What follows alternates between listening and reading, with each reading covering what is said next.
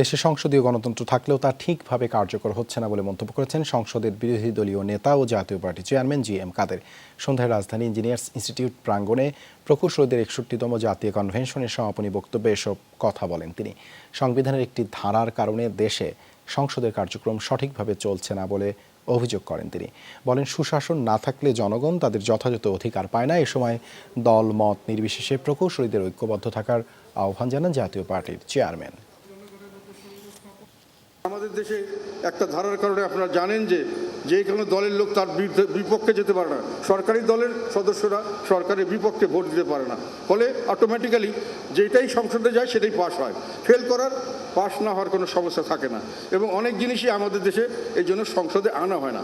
সেইভাবে আমরা যেটা চাচ্ছিলাম যে সংসদীয় গণতন্ত্র, সেটার চর্চা একটা বাধা হচ্ছে।